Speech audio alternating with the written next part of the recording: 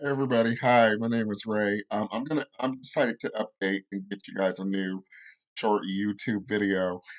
We've been pretty active on social media, so we've used Quora, Blue Sky, Instagram, TikTok a little bit, also our Twitter thread, and we have a WikiTree page and a Genie page and a My Heritage page.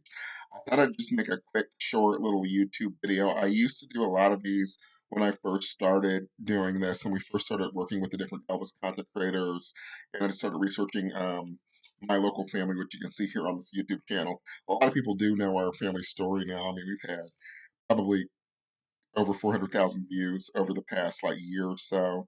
And so it's been really interesting to kind of see it develop and go from me talking about how my grandparents grew up next door to a lot of his relatives and Bobby Gentry's family too, and some of Tammy Wynette's relatives, into meeting with them locally, them working with the different black families, them really spearheading efforts. So first of all, I want to thank them for everything they've done.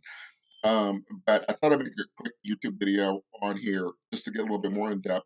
A lot of times you'll see me do quick Twitter updates or more TikTok stuff for our social media numbers because we get those a little bit better. But we are actually, a lot of people have been asking us, they say, well, how you're black, how are you related to Elvis? We are related to him. We are cousins of him. The distance, I'm not really. I am sure that it stems from my personal tree. It it would be around from Civil War time. So some of his relatives said usually like third, fourth, second. I've seen many things. I would say more than likely from the our black Presleys that connect to me. It's usually like our first or second cousin, and then once we get to his family, whiter side, it usually stems up to like third because there's about 100 people, local family members from the Tupelo area in our group that will probably relate to him around like should be the third to fourth cousin. The one thing that I do get a lot of questions on from a lot of Elvis fans, you guys kind of get a little bit surprised, but the one way that I connected was through a lot of the actual like white white great grandparents or like white great grandparents from around the Tupelo area that we knew about or we didn't have a lot of documentation on until they started working with us.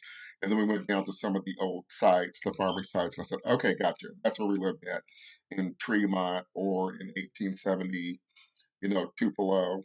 And so a lot of people have been asking questions. They're like, does Elvis have black ancestry? Does he have black relatives?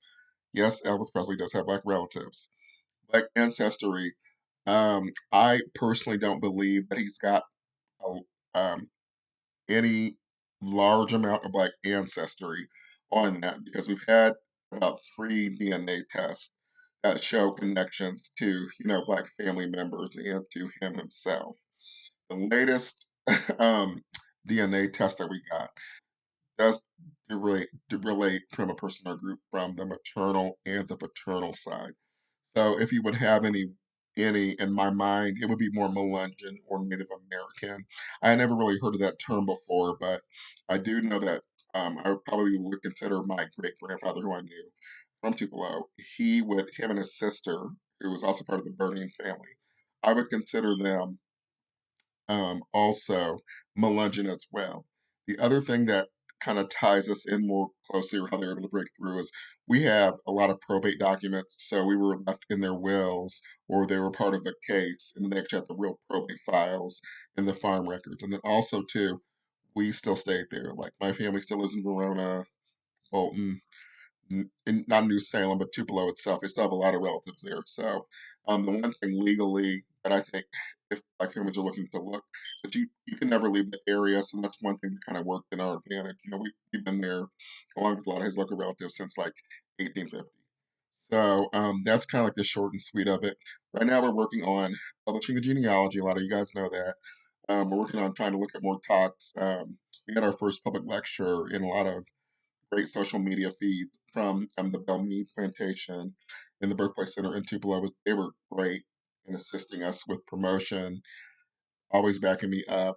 always been really cordial and kind, and I'll always do the same to them. But right now the process is taking a little while to, you know, get everything copyrighted, and then to get everything processed, and then to get everything just lined up exactly with everybody in the group to see, what we can include and what we can't include, different things like that.